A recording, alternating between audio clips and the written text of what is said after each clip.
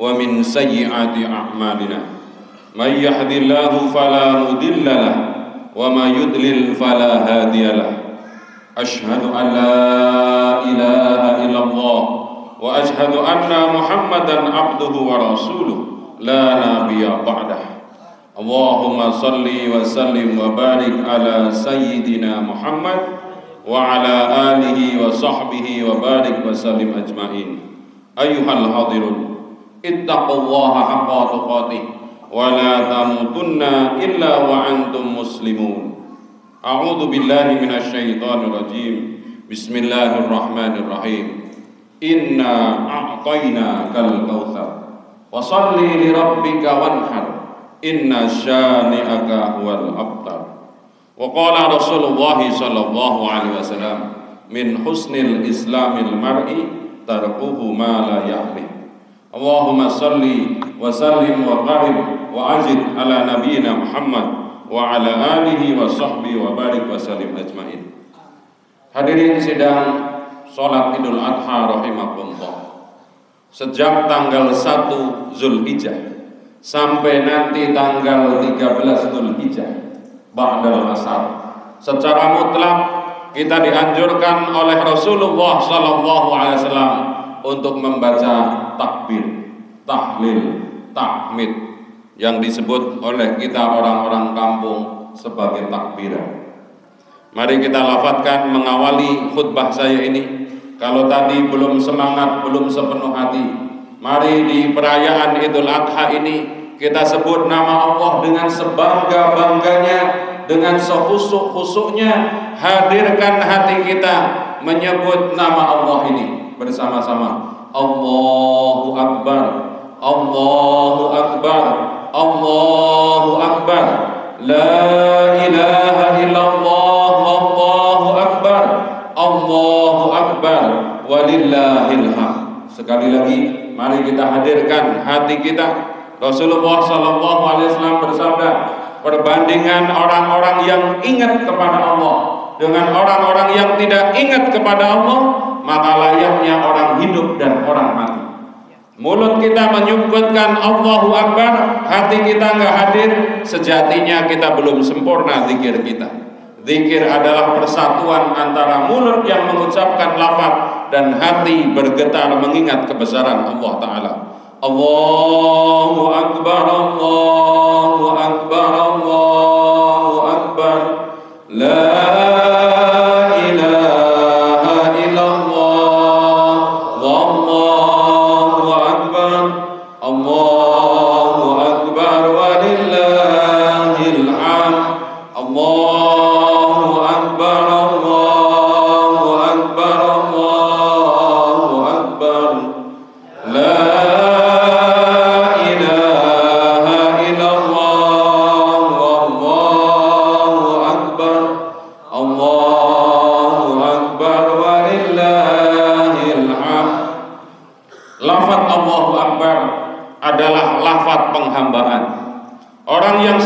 mengucapkan Allahu Akbar, harusnya tidak ada sedikit pun kesombongan di dalam dirinya.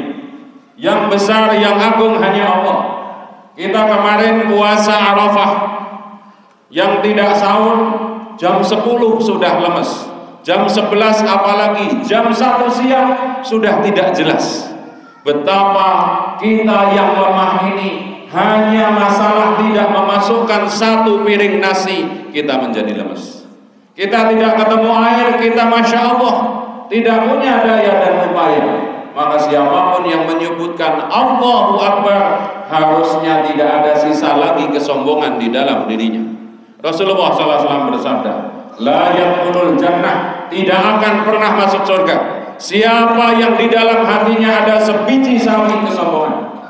Maka kenapa kita diminta oleh Rasulullah sejak tanggal 1 secara mutlak sampai nanti ba'dal asar hari tasyrik bertakbir, khususnya agar kita dijauhkan dari segala kesombongan. Kesombongan hadir manakala dititipi kekayaan.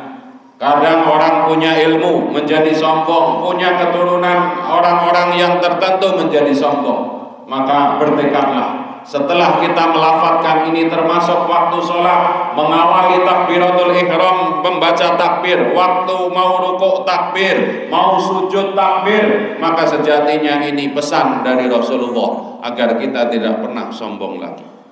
Yang kedua, La ilaha illallah.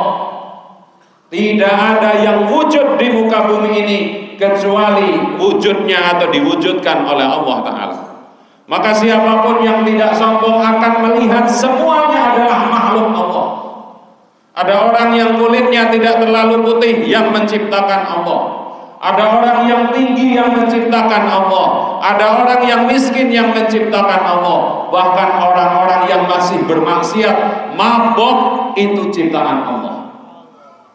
Sehingga dalam banyak kisah diterangkan, Rasulullah ada jenazah Yahudi lewat, beliau tetap berhenti. Kemudian para sahabat bertanya, kenapa ya Rasulullah? Itu yang lewat Yahudi. Yahudi juga ciptaan Allah. Maka yang harus kita hadirkan dalam peringatan atau perayaan ini, mari kita memanusiakan manusia. Kita sekarang gara-gara seseorang tidak cocok dengan keinginan kita, menurut kita dia tidak soleh, menurut kita dia tidak sependapat dengan kita, kita lupa bahwa segala sesuatu yang di hadapan kita adalah ujian dari Allah Subhanahu wa Ta'ala. Tabarakalladzi biyadihil mulku wa huwa ala kulli syai'in qadir, alladzi khalaqal mauta wal hayata liyabluwakum ayyukum ahsanu amala. Hidup dan mati kita adalah ujian, dan hidup sejatinya sudah ibadah. Allah Ta'ala berfirman, wa ma khalaqtul jinna wal insa illa liya'budun. Dan tidak aku ciptakan jin dan manusia kecuali untuk beribadah kepada Allah. Allahu Akbar, Allahu Akbar, Allahu Akbar, walillahil hamd. Allahu Akbar, tekad untuk tidak sombong. La ilaha illallah, menafikan tidak ada apapun di muka bumi ini kecuali atas campur tangan dan kehendak Allah. Orang menjadi kaya atau miskin bukan semata-mata kemalasan atau kerajinan seseorang. Bab rizki di dalam Al-Quran semua kata-katanya diawali dengan Allahu yarzuqu may yasha. Allah lah yang memberi rizki kepada orang yang dikehendaki. Takbiran kita diakhiri dengan Allahu Akbar walillahil hamd. Yang besar hanya Allah. Tidak ada wujud apapun kecuali diwujudkan Allah. Tidak ada yang berhak kecuali disembah hanyalah Allah. Kemudian kita mengucapkan Allah yang maha besar dan miliknya segala puji. Maka kalau kita dipuji oleh orang lain, hakikatnya orang itu sedang memuji Allah. Kalau kita memuji orang lain, hakikatnya kita memuji Allah.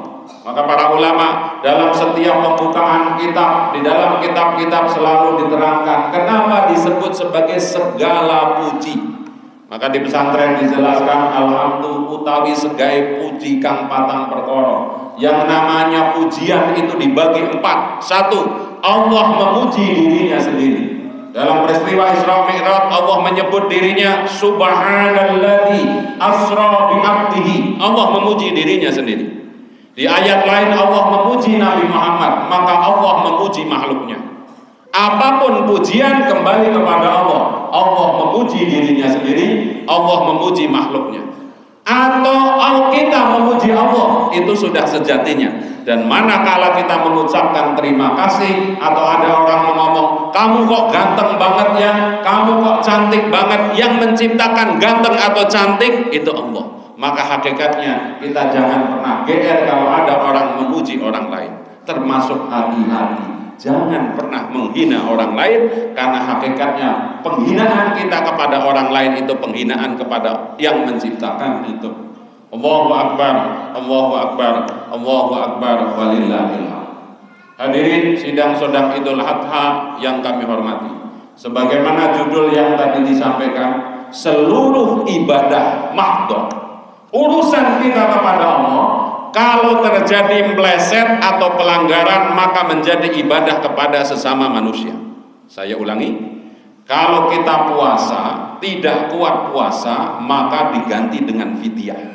Tadinya urusan ibadah kepada Allah menjadi urusan kepada manusia. Kalau ada orang haji melanggar larangan ihram, maka dia harus memotong kambing, memberi fakir miskin yang ada di Mekah, atau kalau nggak punya duit dia puasa. Artinya apa? Seluruh aspek ibadah kita kepada Allah tidak bisa dilepaskan, kecuali setelah kita ibadah kepada Allah, kita menjaga hubungan kepada sesama manusia. Bahkan dalam hal kurban, Rasulullah memerintahkan tidak boleh memotong hewan kurban dengan pisau yang sangat yang ketul atau tidak tajam. Betapa agama kita ngatur kita harus baik kepada Allah, harus baik kepada sesama manusia, dan harus baik bahkan kepada hewan kurban yang itu akan dibunuh atau disembelih untuk ibadah kita kepada Allah. Termasuk sholat. Sholat itu apa? Ibadah yang terdiri dari perkataan dan perbuatan, yang diawali dengan takbiratul ihram, diakhiri dengan salam. Salamnya 2 kali, assalamualaikum warahmatullah, disunahkan 2 kali, kanan dan kiri. Menurut para ulama itu perlambang, setelah sholat kita harus menebarkan keselamatan kepada sekelilingnya. Maka siapapun kita, mari bersyukur menjadi orang Indonesia, bukan orang-orang yang di negara-negara Islam konflik. Dalam sholat-sholat kita jangan lepas untuk mendoakan saudara-saudara kita yang di Gaza, Palestina. Hari ini seperti kita tidak Mereka tidak tahu apakah bisa sholat id atau tidak, bisa makan enak atau tidak, karena dicekam rasa ketakutan atas keburukan Zionis Israel. Maka mari bersyukur kita yang duduk di sini. Setelah ini kita akan pulang ke rumah masing-masing. Sebagian besar sudah punya lontong opor untuk dimakan. Mereka kadang beras atau tepung saja tidak dapat. Maka mudah-mudahan kita menjadi hamba-hamba yang bersyukur pada pagi hari ini. Allahu Akbar, Allahu Akbar, Allahu Akbar, walillahil hamd. Maka dari itu, menyimpulkan dari yang saya sampaikan ngalor idul tadi, saya ingin mengingatkan, ibadah kita tidak akan diterima oleh Allah Ta'ala kalau kita hanya urusan-urusan kita itu seolah-olah sudah beres, kemudian kita sholat, kita puasa, kita haji, kita korban. Dalam beberapa hadis, khususnya hadis-hadis tentang bagaimana nanti orang dibangkitkan dari kubur, kita harus ingat, di antara hadis yang harus kita perhatikan menyangkut hubungan kepada orang lain adalah mereka-mereka yang tidak pernah rukun dengan tetangganya nanti dibangkitkan dari kubur menuju padang mahsyar atau di dalam padang mahsyar dalam keadaan tangan dan kakinya tidak ada. Mereka yang dalam tanda kutip memberanikan diri untuk poligami, punya istri lebih dari satu, kemudian dia tidak adil, maka akan menghadap Allah Ta'ala dalam keadaan posisi badannya miring. Ini menjadi peringatan bahwa tidak cukup segala sesuatunya itu hanya beres seolah-olah kalau sudah sholat, sudah haji, kita kemudian menjadi selamat. Tidak. Bahkan ada orang yang tidak jadi berangkat haji tapi pahala hajinya sempurna. Mungkin pernah mendengar ada namanya Abdullah Al-Muwafiq, seorang tukang sepatu atau tukang sol sepatu di Damaskus, Suriah. Kurang lebih hidup 400 atau 500 tahun yang lalu. Beliau mengumpulkan banyak uang bertahun-tahun demi bisa berangkat haji. Sebagaimana tahun ini kita mendengar berita ada seorang tukang urut 24 tahun sehari rata-rata nabung untuk bisa haji. Setelah 24 tahun dia berangkat haji. Tahun 2015 kami haji bertemu atau mendengar kisah seorang tukang jamu di Tasikmalaya berangkat haji dengan tabungannya dari jualan jamu. Tapi yang unik dari Abdullah Al-Muwafiq itu, beliau mengumpulkan uang kemudian sudah siap berangkat dari Suriah menuju Mekah Al-Mukarramah. Malam dia mau pergi, tiba-tiba istrinya yang lagi hamil itu, istilah kitanya adalah ngidam. Ngidam apa? Bau wangi masakan dari tetangga yang sangat harum. Maka dia datangi tetangganya, diketuk. Ya, Assalamualaikum ibu, istri saya sedang hamil. Istri saya meminta sebagian dari masakan ibu. Maka ibu ini kemudian bercerita, wahai Tuan Abdullah, daging ini halal untuk kami, tapi haram untuk kalian. Kenapa bisa begitu ibu? Ini daging saya ambil dari bangkai keledai yang ada di pinggir kota. Anak saya itu sudah 3 hari tidak makan. Maka saya demi menghibur mereka saya masakkan bangkai yang dimasak. Kemudian tercium harum wanginya oleh istrinya, mengantarkan Abdullah Al-Muwafiq datang ingin meminta daging. Betapa kagetnya dia. Dia sudah mengumpulkan uang untuk bisa berangkat haji, kemudian dia pulang ke rumahnya, diambil seluruh bekal hajinya itu, diberikan kepada ibu ini. Wahai ibu, ini ada rezeki dari Allah yang saya kumpulkan untuk berangkat haji. Saya tidak jadi berangkat haji, biar uang saya lebih manfaat. Pada hari-hari puncak haji di Mina, yaitu tanggal 10, 11, 12, 13 adalah mufti di madhab Syafi'i pada saat itu, namanya Al-Imam Ibnu Mubarak. Beliau mimpi di dalam tidurnya di Mina bahwa tahun itu yang berangkat haji 600.000 orang kurang lebih zaman itu, dan yang diterima oleh Allah mabrur hanya 6 orang, salah satunya bernama Abdullah Ibnul Muwafiq yang ada di Damaskus, Suriah ini. Maka sebagai mufti dia kemudian minta diantarkan oleh tentara datang dari Mekah menuju ke Suriah ini. Ditanya gerangan, wahai Tuan Abdullah, gerangan apa yang membuat hajimu itu mabrur, diterima oleh Allah Ta'ala di antara ratusan ribu orang itu? Maka beliau menjawab, wahai Tuan Mufti, saya tidak jadi berangkat haji karena saya tetangganya tidak makan. Maka dalam hadis yang sangat terkenal ada hadis yang diawali dengan la imana, la imana, la imana. Tidak beriman, tidak beriman, tidak beriman. Siapa? Orang yang tetangganya lapar, dia kenyang sendirian.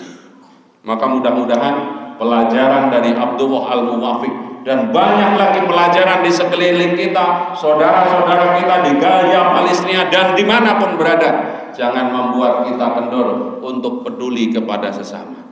Sebagaimana kita pernah mendengar seorang ahli ibadah perempuan di dalam rumahnya ada kucing. Kemudian kucing itu disiksa hingga mati, tidak diberi makan hingga mati. Kemudian Allah mengatakan perempuan ini ahli neraka. Di satu sisi ada cerita yang kita dengar juga, seorang wanita tunasusila. Dia pulang praktek bahasa kitanya, kemudian melihat anjing sedang kehausan menjulur-julurkan lidahnya ke sumur, maka dia turun ke bawah ke sumur, mengambil air dengan sepatunya diminumkan kepada anjing ini. Maka perempuan ini diberikan hidayah atau taufik tobat kepada Allah Ta'ala. Kemudian dia masuk surga dalam wafatnya. Allahu Akbar, Allahu Akbar, Allahu Akbar, walillahil hamd. Hadirin, demikian khutbah kami. Semoga kita menjadi orang-orang yang tidak hanya mementingkan ibadah mahdoh, sholat tepat pada waktunya, membaca Quran, ini itu. Tapi jangan lupa, Rasulullah SAW bersabda, seorang mukmin yang baik, orang Islam itu siapa? Orang yang tangan dan mulutnya tidak mengganggu orang lain. Maka kalau kita belum bisa membantu orang lain dengan harta kita, dengan duit kita, dengan daging korban kita, minimal mulut dan tangan kita tidak mengganggu mereka. Aqulu qauli hadza li wa lakum fil Qur'anil azim wa nafa'ani bima fihi minal ayati wa dzikril hakim. Innahu huwat tawwabur rahim.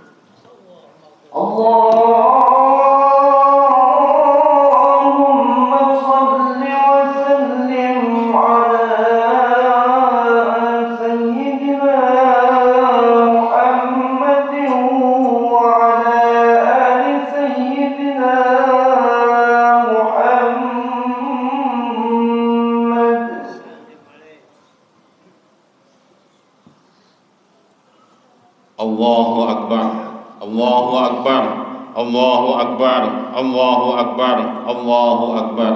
La ilaha illallah, wallahu akbar, Allahu Akbar, walillahil hamd.